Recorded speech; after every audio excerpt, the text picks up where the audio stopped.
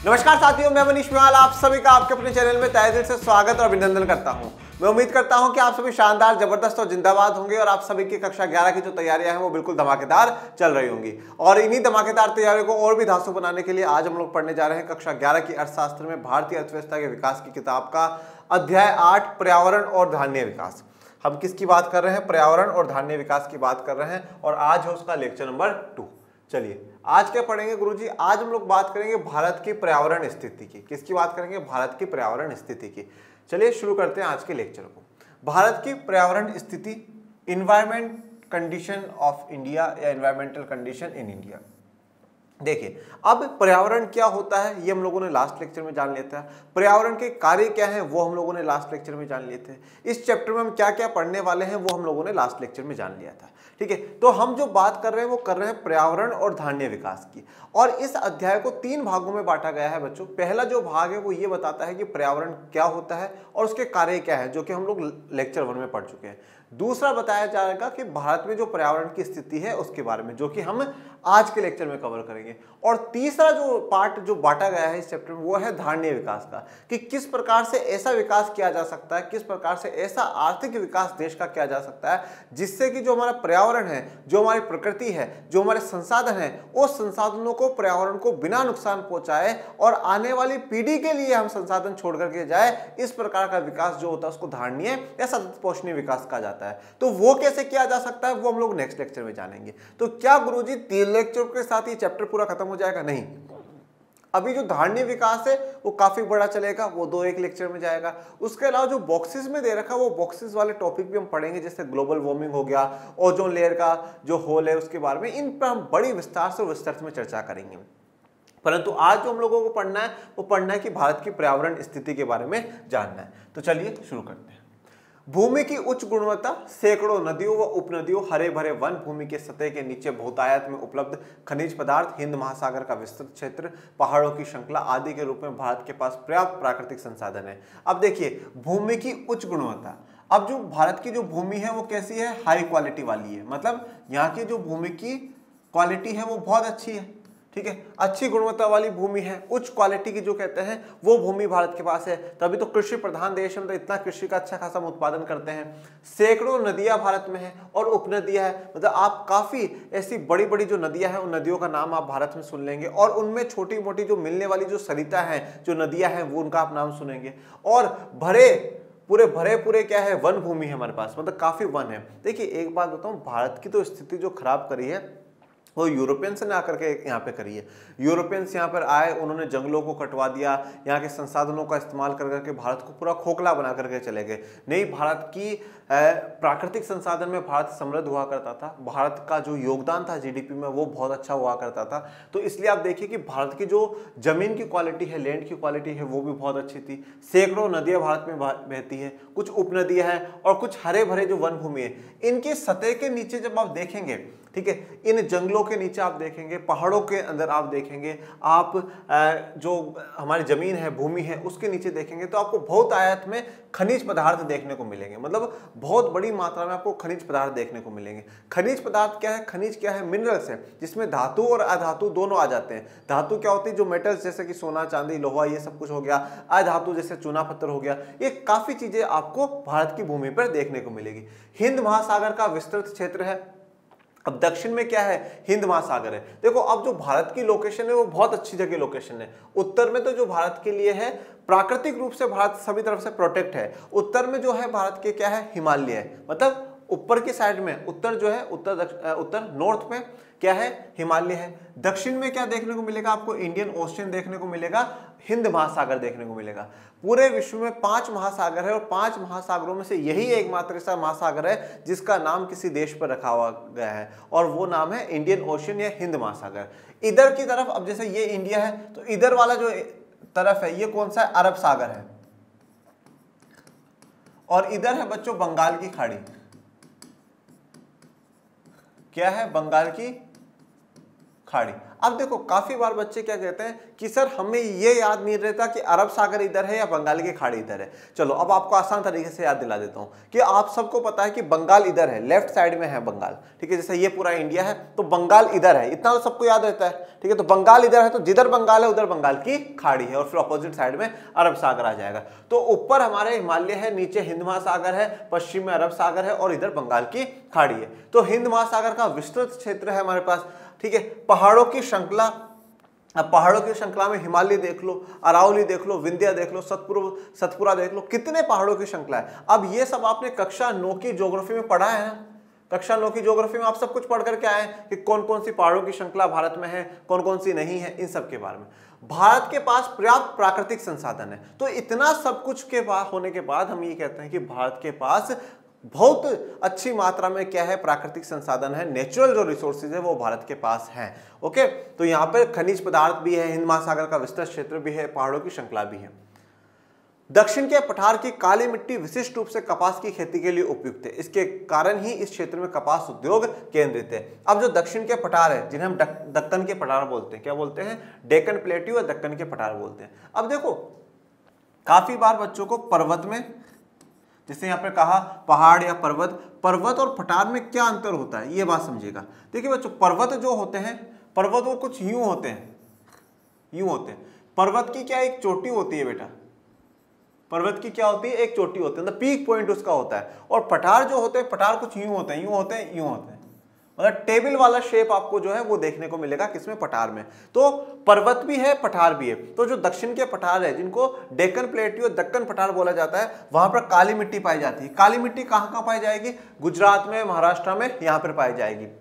ये काली मिट्टी कैसे है, ज्वालामुखी के, वहां पर काफी समय पहले ज्वालामुखी फटा है और वहां से वो काली मिट्टी का होता है। और ये जो काली मिट्टी है ये कपास के लिए बड़ी जानी जाती है, काली, कैफ और काली, कैफ और कपास, तो कपास के लिए काली मिट्टी सबसे बेस्ट मानी जाती है। ये सब आपने क्लास 10 की ज्योग्राफी के चैप्टर 1 संसाधन एवं विकास में पढ़ रखा है। तो काली मिट्टी कपास के लिए होती है, और जब ये काली मिट्टी कपास के लिए बेस्ट हो रही है, कहां पर है, महाराष्ट्र में, गुजरात में, दक्षिण भारत में आपको ज्यादा देखने को मिलती है। इसलिए यहाँ पर कपास वाले जो कपड़ा उद्योग है वो ज्यादा आपको देखने को मिलते हैं, ठीक है। जो कपड़ा उद्योग है वो आपको ज्यादा देखने को मिलते हैं, क्योंकि कपास आप लोग समझते हैं ना, रुई जिसको कहते हैं वो रुई होती है, ठीक है। तो रुई को कपास कहते हैं, फिर कपास मतलब कॉटन, तो कॉटन की शर्ट टी शर्ट्स बनती है, तो वो यहाँ पे कपड़ा उद्योग है। ये आपको पर्यावरण की तस्वीर दिखाई है।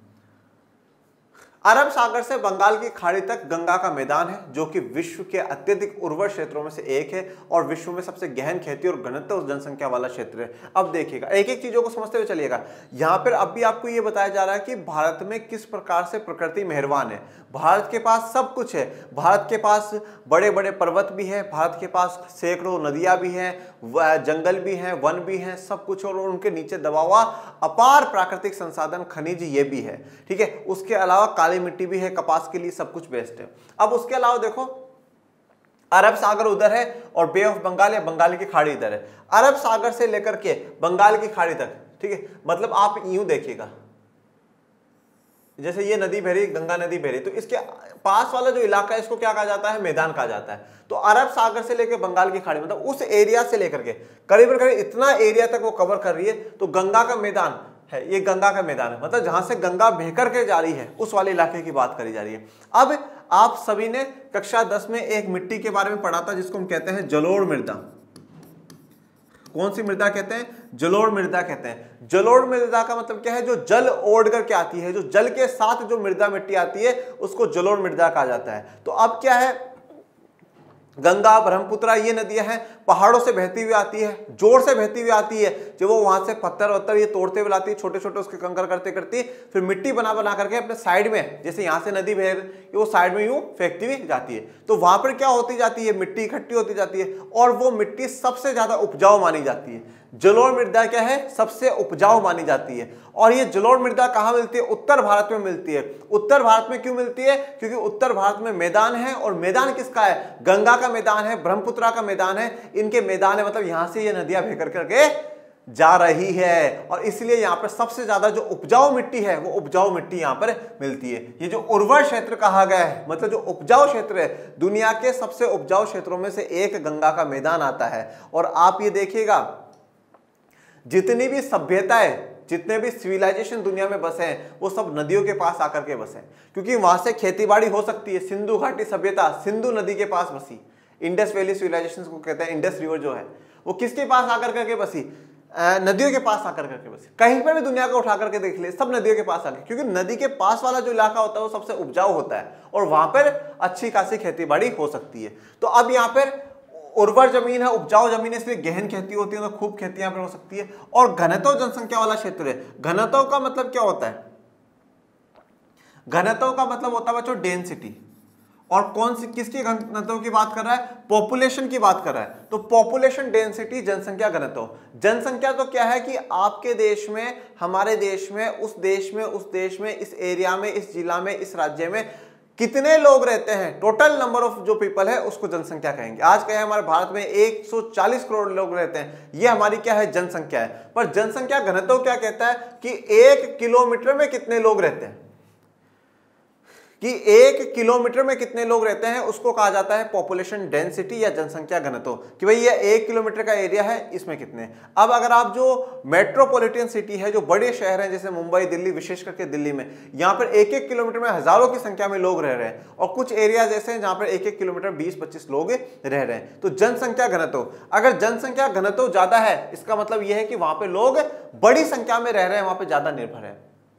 तो गंगा का मैदान वाला इलाका आप देख लीजिए, यहाँ पे जनसंख्या आपको ज्यादा है। जैसे यूपी की इंडिया में सबसे ज्यादा जनसंख्या है, 22 करोड़ की आबादी वहां पर अभी रह रही है। तो वो क्यों है ऐसा? क्योंकि वहां पे खेती की जमीन है, वहां से अच्छा खासा प्रोडक्शन हो सकता है और बढ़िया जीवन चल सकता है।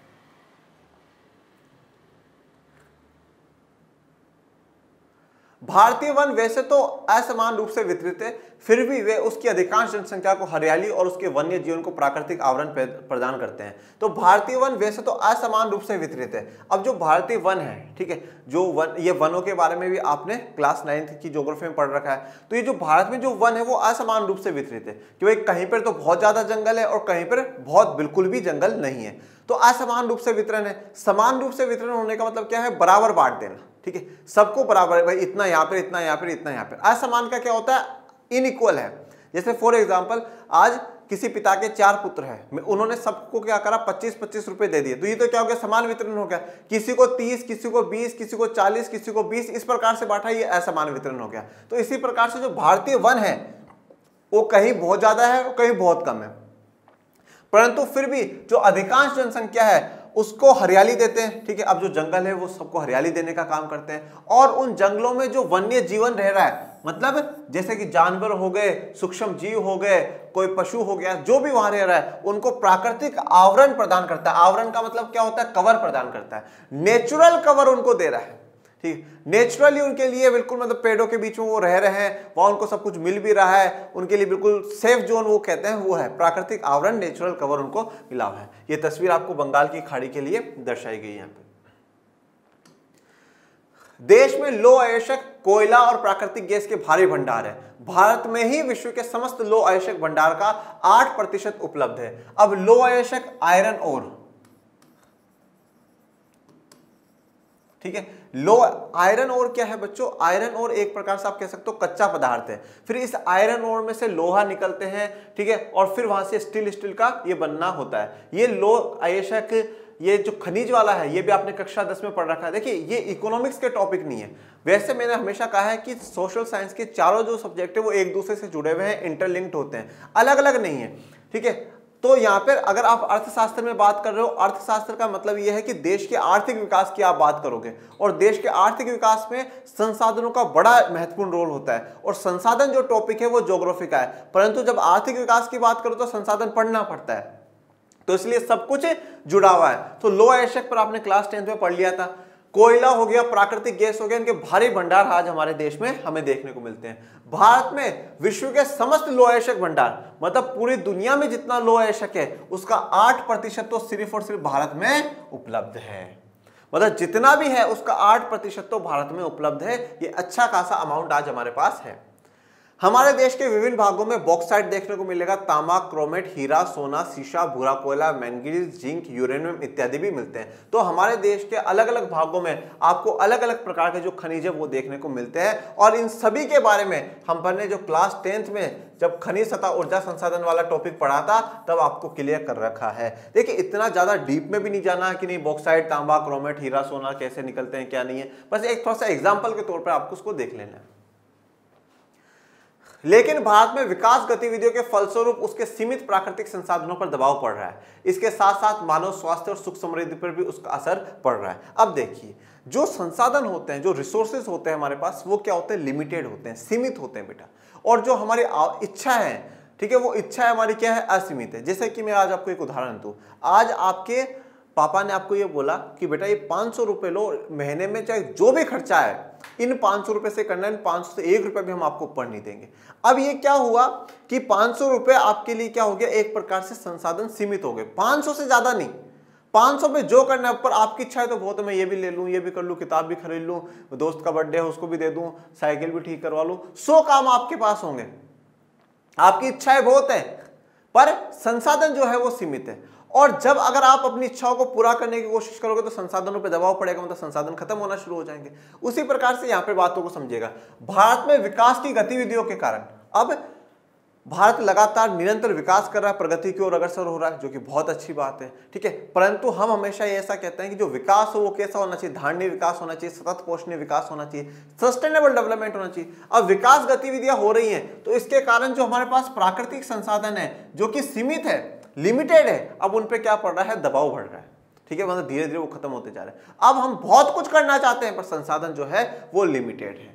इसके साथ साथ क्या हो रहा है, मानव स्वास्थ्य और सुख समृद्धि पर भी असर पड़ रहा है। जैसे कि मानव स्वास्थ्य का मैं आपको एक उदाहरण देता हूं। आज हम लोग क्या कर रहे हैं, हमारी जरूरतों को पूरा करने के लिए हम जंगलों को काट रहे हैं कि साहब हमें फर्नीचर चाहिए, उसके लिए लकड़ियाँ चाहिए, हमें लोगों को मकान बनाने के लिए ज़मीनें चाहिए तो उसके लिए हम वहाँ से जंगलों को काट रहे हैं, हमें लोगों के खाने पीने की आवश्यकताओं को पूरा करना है इसलिए हम जंगलों को काट करके वहाँ खेती बाड़ी करवा रहे हैं, ठीक है, खेती वेती करवा रहे हैं। इन सब चीज़ों के चक्कर में हमने क्या कर दिया, जंगलों को काट दिया, वनों उन्मूलन कर दिया, वन का उन्मूलन, वनों को हटा दिया, जंगलों को हमने हटा दिया। अब जो जंगल, जो पेड़ होते हैं, उनका सबसे जो मुख्य काम अगर मैं मानता हूं वो ये है कि वो कार्बन डाइऑक्साइड को लेते हैं जो कि हम छोड़ रहे हैं और ऑक्सीजन देते हैं जो कि हमें लेनी होती है। अब हम लोगों ने क्या कर दिया, उनको काट दिया, ठीक है, तो बड़ी समस्या पैदा हुई, जैसे कि कोरोना के समय में भी देखा आप लोगों ने, तो समस्याएं पैदा हुई। तो अब मानव स्वास्थ्य पे भी इफेक्ट होता है और ये हमने सब कुछ क्यों करा, क्योंकि विकास के नाम पर कि साहब हमें क्या करना है, विकास करना है। तो मानव स्वास्थ्य पर और सुख समृद्धि पर भी क्या पड़ता है, इसका असर पड़ता है।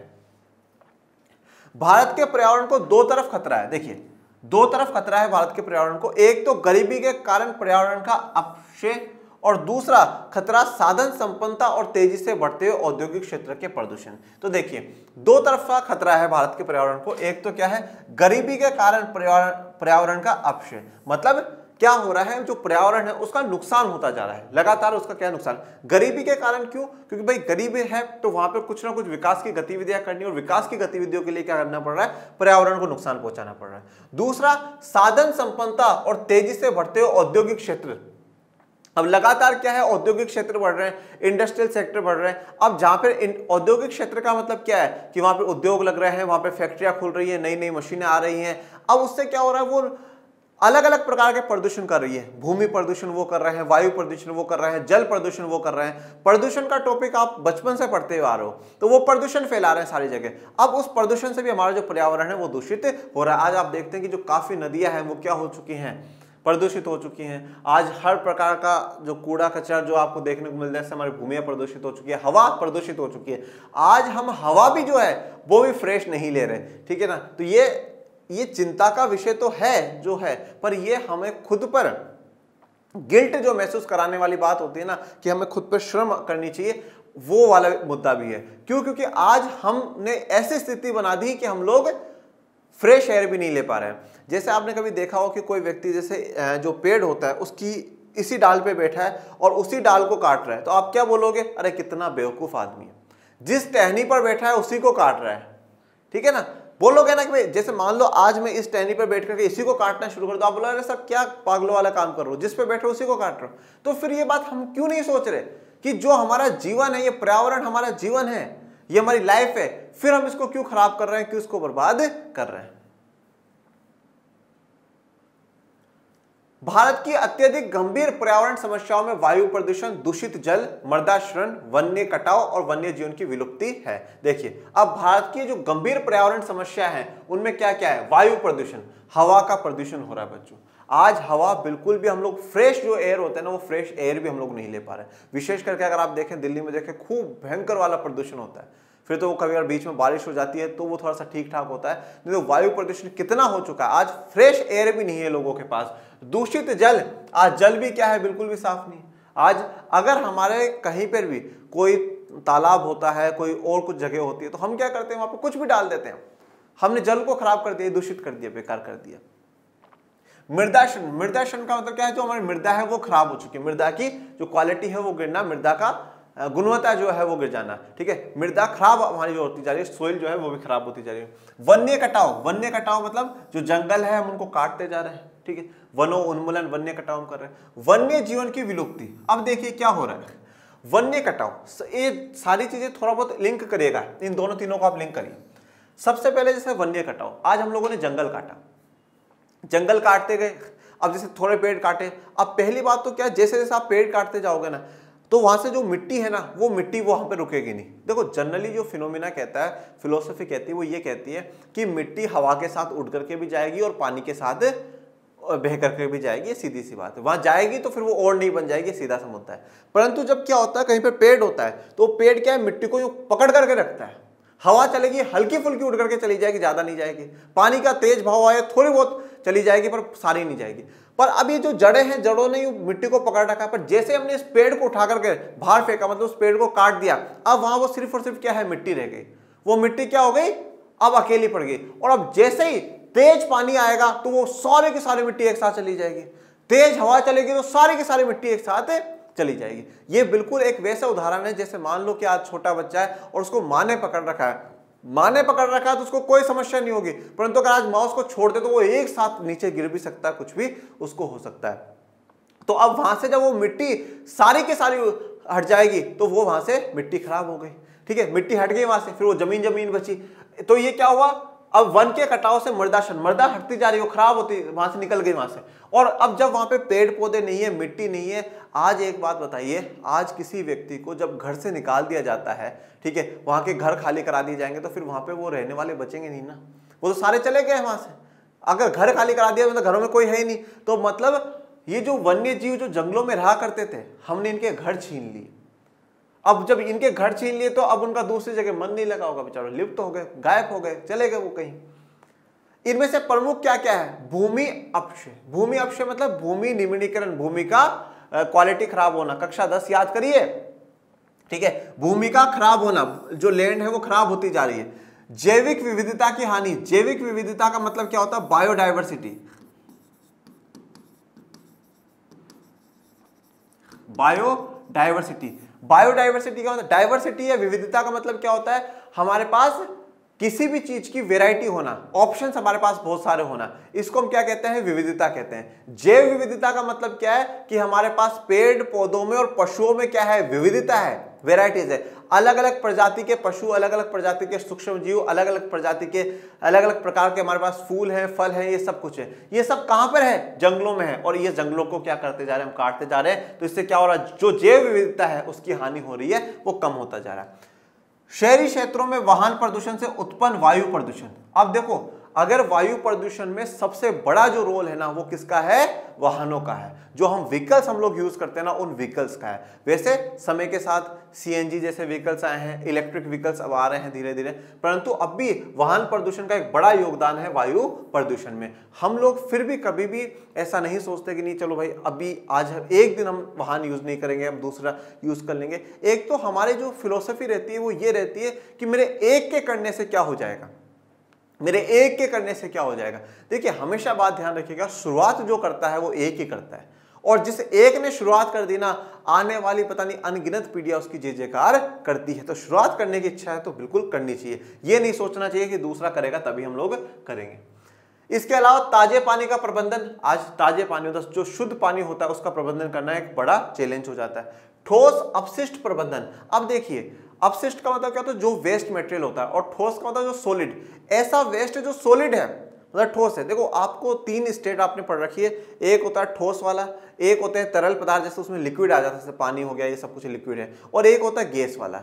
अब देखो जो ठोस है ना, उसको कहीं पर रखना, उसको कहीं फेंकना, ये थोड़ा सा मैनेजमेंट करना पड़ता है। जो ठोस अपशिष्ट है, जो वेस्ट है, उसको थोड़ा सा कहीं सेटल करना। जैसे मैं आपको एक उदाहरण देता हूँ, जैसे मान लो कि भाई फॉर एग्जांपल आज घर में जैसे दही है, दही खराब हो गया, तो दही तो आपने क्या कहीं पे फेंक दिया, नाली में फेंक दिया, कहीं बाहर फेंक दिया।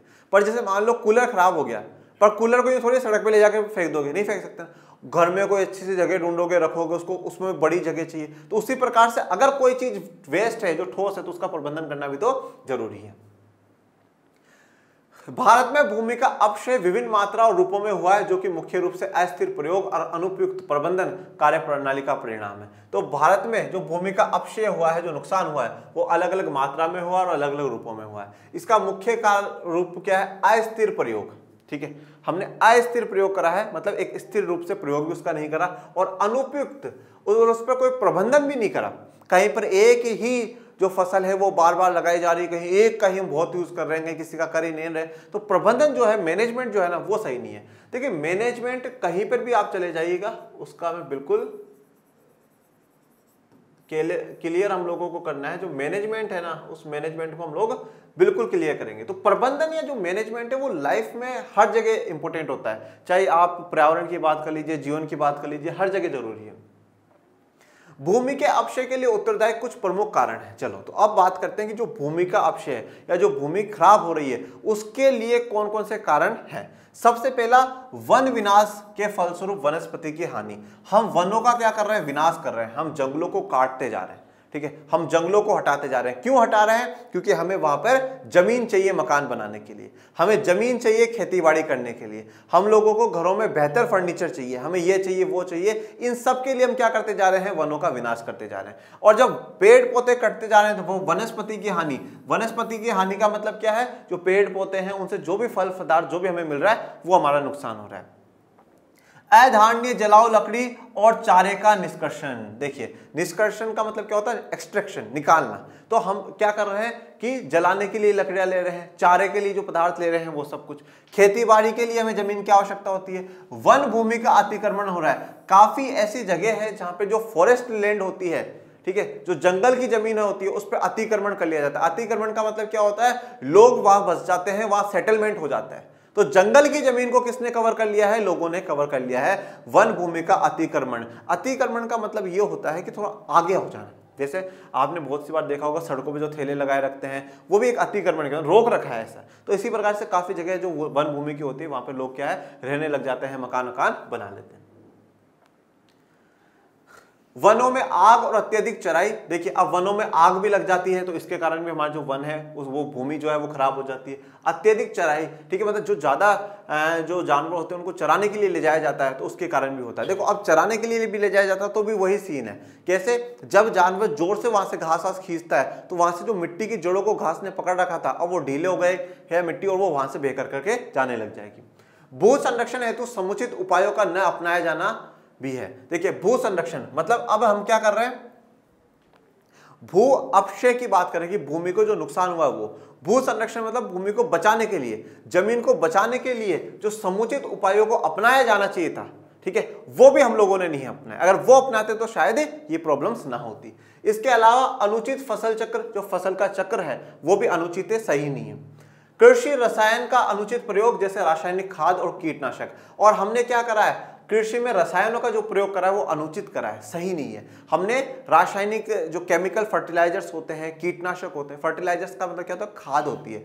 खाद से हमेशा क्या होता है बच्चों कि जो और भी ज्यादा क्या होती है, उपजाऊ बनती है जमीन ज्यादा उपजाऊ बनती है। तो पहले के समय में तो हम लोग क्या करा करते थे कि जैसे कि गाय का गोबर है वो उसके रूप में डाल दिया करते थे, घर में कोई जो वेस्ट हुआ करता था उसको हम लोग डाल दिया करते थे। परंतु फिर हरित क्रांति के बाद 1967 के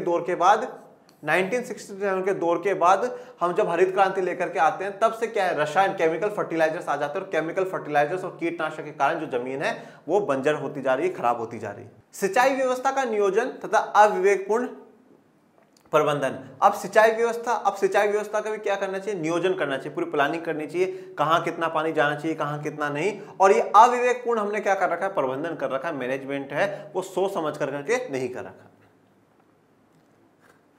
भूमि जल का पुनः पूर्ण क्षमता से अधिक निष्कर्षण। अब जो भूमि जल होता है, अब आप सभी को पता है कि भूमि में जल भी होता है, तो अब क्या होता है, जैसे लोग बोरिंग खुदवा लेते हैं, वो जो भूमि का जल है वो निकाल लेते हैं। अब उसका जब पूर्ण बढ़ता है, वो वापस से क्या भरना शुरू होता है। अब भूमि में जल कैसे जाता है, जैसे बारिश हुई और हुई तो वो मिट्टी में जब वो जाता जाएगा तो धीरे धीरे क्या होता जाएगा, भूमि में एब्जॉर्ब होता जाएगा, भूमि उसको एब्जॉर्ब करती जाएगी और फिर वो धीरे धीरे स्टोर होता जाएगा। परंतु हम लोगों ने क्या करा, जितने समय में वो बढ़ता है उससे पहले तो हम उसको क्या करते जा रहे हैं, खाली करते जा रहे हैं, निकालते जा रहे हैं। तो जो भूमि में जल है वो भी खत्म हो रहा है, जिससे के कारण क्या है, जो एक मॉइस्चराइजर जो भूमि को, लैंड को मिलना चाहिए उपजाऊ जमीन रहने के लिए, वो खत्म होता जा रहा है। संसाधनों की निर्बाध उपलब्धता, ठीक है, अब जो संसाधन है वो निर्बाध रूप से उपलब्ध है, मतलब बिना किसी रोक टोक के उपलब्ध है। कृषि पर निर्भर लोगों की दरिद्रता, मतलब जो कृषि पर जो लोग हैं निर्भर हैं, जो कृषि के लिए काम कर रहे हैं, वो क्या है, दरिद्र है, मतलब गरीब है, निर्धन है, ऐसा है। तो ये सारे कारण क्या है माने जाते हैं, जिससे कि हमारी भूमि जो है, जमीन है, वो खराब हो रही है। यहाँ किसानों की तस्वीर दिखाई है। भारत विश्व जनसंख्या के लगभग 17% और विश्व पशुधन के 20% को विश्व के कुल भौगोलिक क्षेत्र के मात्र 2.5% क्षेत्र में आश्रय देता है। तो भारत लगभग जनसंख्या के 17%, मतलब पूरी दुनिया की जितना जनसंख्या है उसका 17% भारत का हिस्सा है, और जितने पशु हैं उसका 20% जो है वो इंडिया में है, और टोटल जो एरिया है इंडिया के पास वो कितना है, 2.5% है।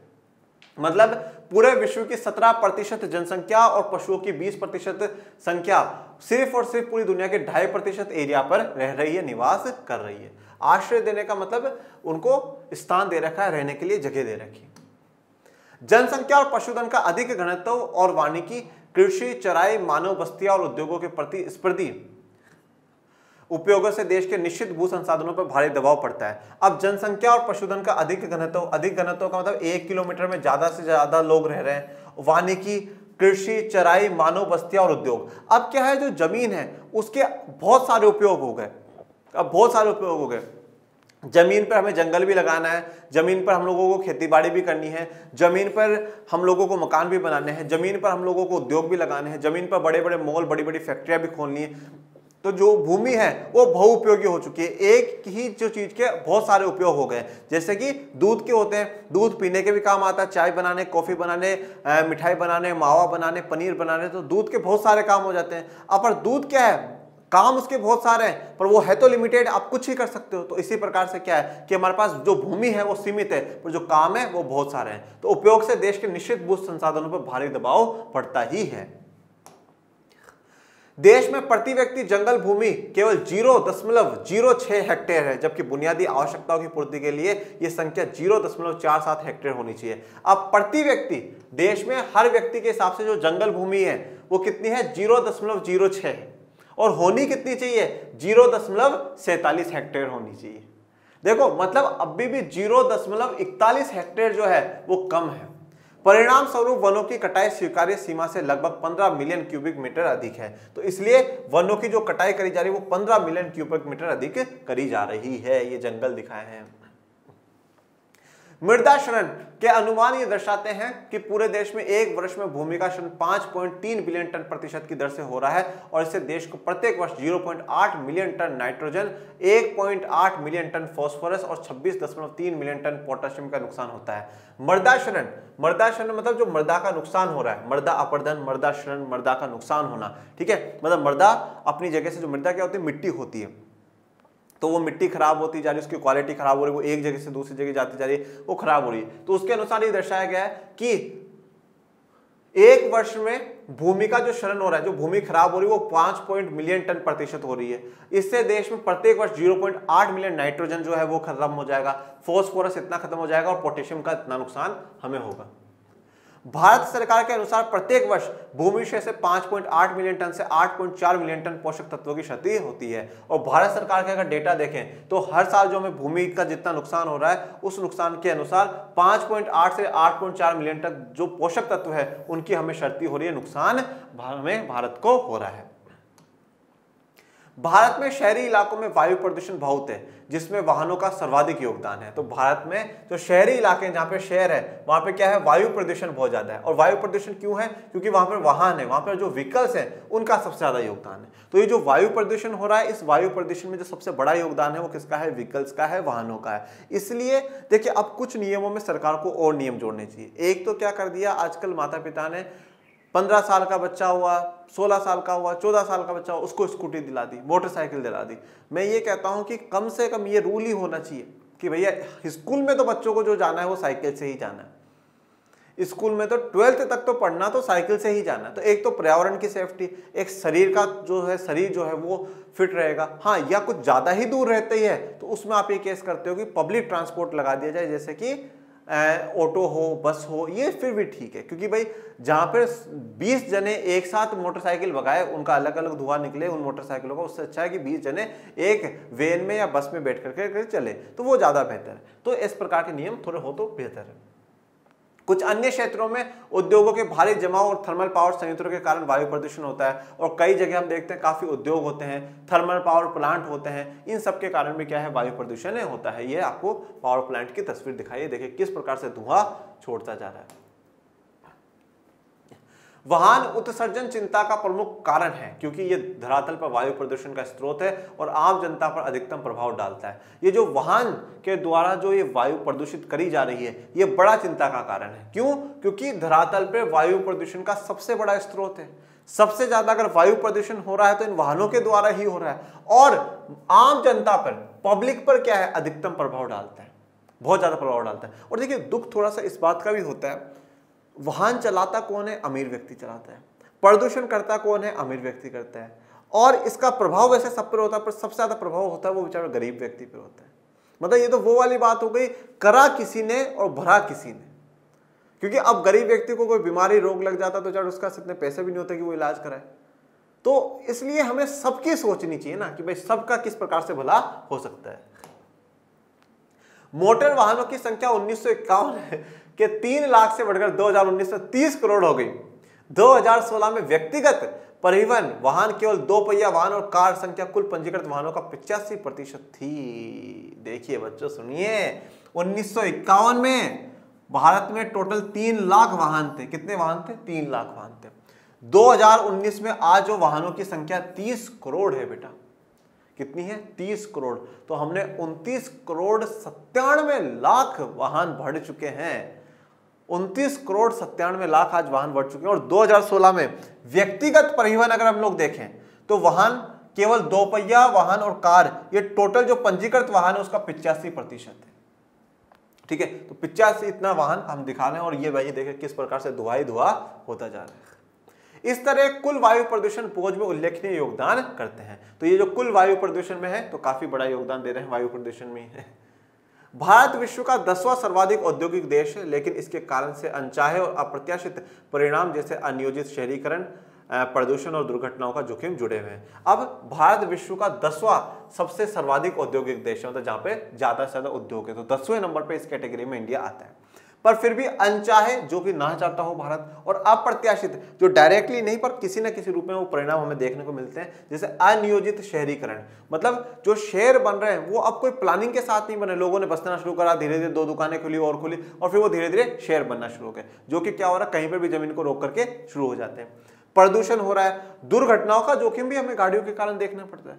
कितने लोग डेली दुर्घटनाओं में मरते हैं, कितने लोग मरते हैं। केंद्रीय प्रदूषण नियंत्रण बोर्ड सेंट्रल पोल्यूशन कंट्रोल ने उद्योगों की 17 श्रेणियों की पहचान बड़े पैमाने पर प्रदूषण फैलाने वाले उद्योगों के रूप में करी है। तो सेंट्रल पोल्यूशन कंट्रोल बोर्ड ने उद्योगों में 17 श्रेणियों की पहचान करी और बताया ये बड़े लेवल पे क्या है, प्रदूषण फैला रहे हैं। उपयुक्त बिंदु भारतीय पर्यावरण की चुनौतियों पर प्रकाश डालते हैं। पर्यावरण मंत्रालय और केंद्रीय व राज्य प्रदूषण नियंत्रण बोर्डों द्वारा उठाए गए विभिन्न कदम तब तक कारगर नहीं होंगे जब तक कि हम सोच समझकर धारणीय विकास के रास्ते को नहीं चुनेंगे। अब देखिए, भारतीय पर्यावरण की जो ऊपर हमने जितनी भी बात करी, ये हमारे लिए चुनौतियां हैं।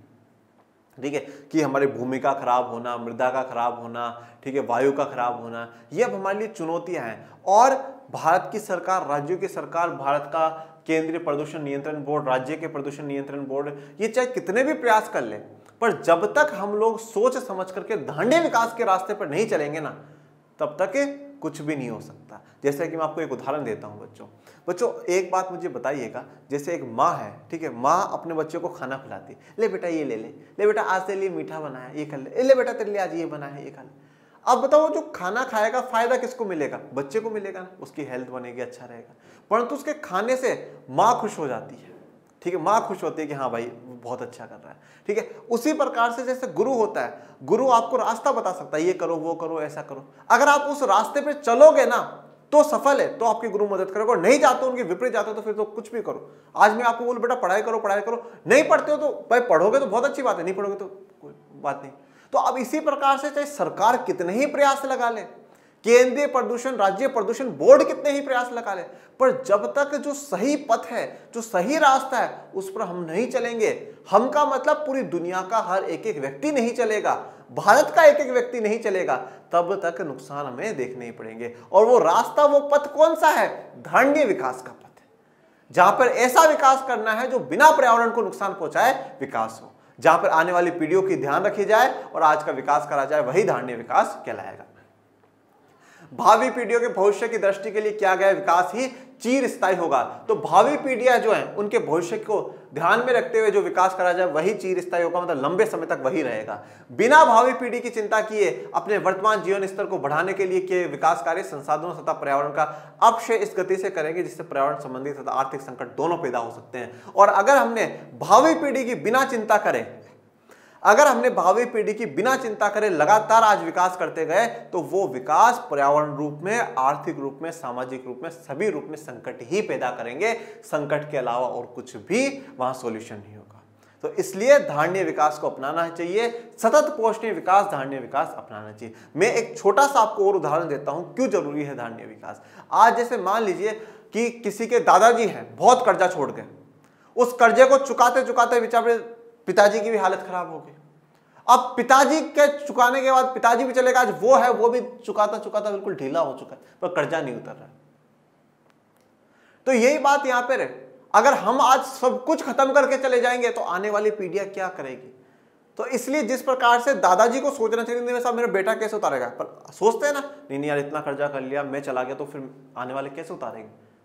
तो हम आने वाली पीढ़ी के लिए जब हर जगह सोचते हैं, आज माँ बाप भी अपने बच्चों के लिए नहीं, ये 2 जमीन खरीद ली, मेरे 2 बेटे, एक इसमें रह लेगा एक इसमें रह लेगा, इतना पैसा जोड़ा, इतना पैसा इनकी शादी में लगा देंगे, इतना पैसा इनकी पढ़ाई में लगा। जब हम हर चीज में अपनी पीढ़ियों के लिए सोच रहे हैं तो फिर हम पूरी हमारे मानव जाति की पूरी आने वाली पीढ़ियों के लिए क्यों नहीं सोच रहे? हमें पर्यावरण को बचाना होगा। छोटे से छोटे स्तर पर आप जो पर्यावरण को बचाने के लिए कर सकते हैं वो करिएगा और भारत को और भी पर्यावरण में समृद्ध बनाइएगा, बेहतर बनाइएगा। और इसी के साथ आज के लेक्चर को मैं यहीं विराम देता हूं। आपको कोई डाउट, कोई समस्या हो कमेंट बॉक्स में मेंशन करिएगा। और बाकी मेरे प्यारे विद्यार्थियों, पढ़ते रहिए, आगे बढ़ते रहिए, आपके अपने चैनल को ज्यादा से ज्यादा लाइक शेयर सब्सक्राइब करते रहिए। और डिस्क्रिप्शन में टेलीग्राम आर्ट्स चैनल का लिंक दे रखा है, उसको भी ज्वाइन कर लीजिएगा। और मिलते हैं नेक्स्ट लेक्चर में, तब तक के लिए थैंक यू सो मच। जय हिंद, जय भारत।